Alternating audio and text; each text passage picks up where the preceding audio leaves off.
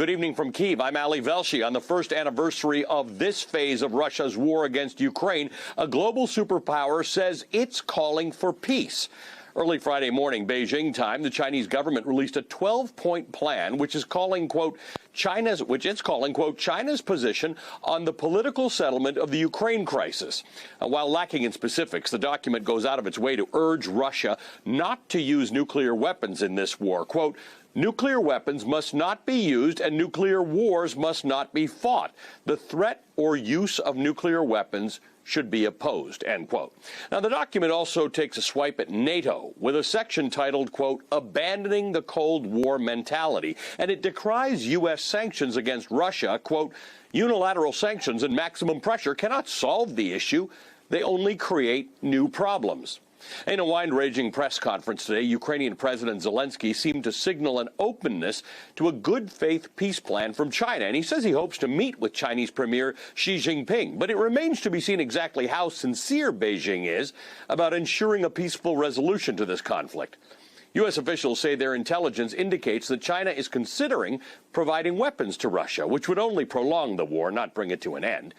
As the Wall Street Journal reports, quote, U.S. officials familiar with intelligence reports say that if Beijing opts to provide weapons, it would also include artillery in addition to drones and possibly other weapons to help Russian forces stave off an expected Ukrainian counteroffensive this summer.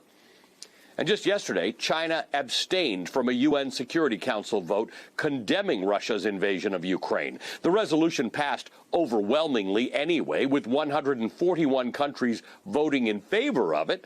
31 other countries abstained, along with China, while 7, including Russia and North Korea and Syria, voted against it. Today, the U.S. Secretary of State, Antony Blinken, issued a strong rebuke to Russia on the UN floor and said only Russian President Vladimir Putin can end this war of aggression. 1 year and 1 week ago, on February 17th, 2022, I warned this council that Russia was planning to invade Ukraine. Russia's representative, the same representative who will speak today, called these, and I quote, groundless accusations. 7 days later, on February 24th, 2022, Russia launched its full-scale invasion. No member of this council should call for peace while supporting Russia's war on Ukraine and on the UN Charter.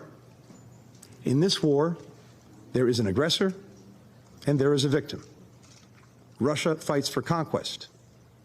Ukraine fights for its freedom. If Russia stops fighting and leaves Ukraine, the war ends. If Ukraine stops fighting, Ukraine ends. The fact remains, one man, Vladimir Putin, started this war. One man can end it. In a telling response today, Russia's UN ambassador seemed to equate calls for peace with calls to end Russia as we know it.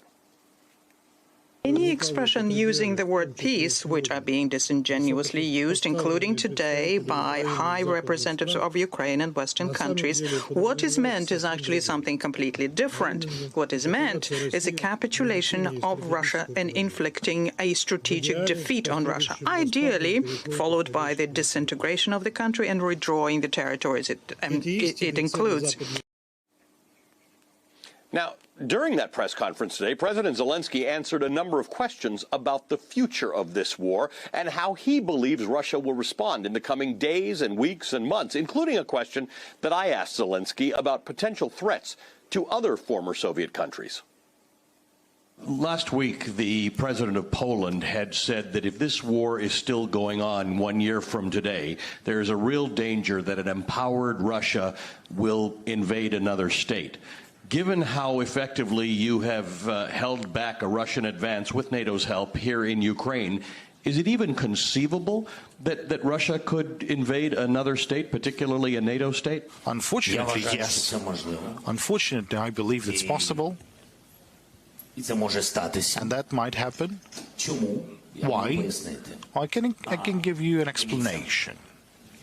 President Putin needs to demonstrate successes and victories. So there is not going to be a success on the battlefield in Ukraine, and he will not succeed with the massive revenge in Ukraine. So he would need to demonstrate success. He could have success in weak areas, and better it would be countries that was under the influence of Moscow before the war, or during the Soviet times. You know the examples of Moldova. There's evidences that they wanted to replace the leadership of the country. Now, let's think how they can do that.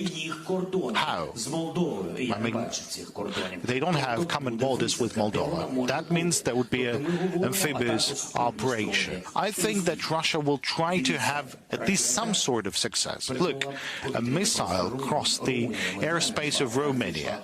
You know that, and then that missile hit the Ukrainian territory. So they will keep on doing steps like that, I mean Russians, and it's better to prevent such capabilities through sanctions and through making any other steps.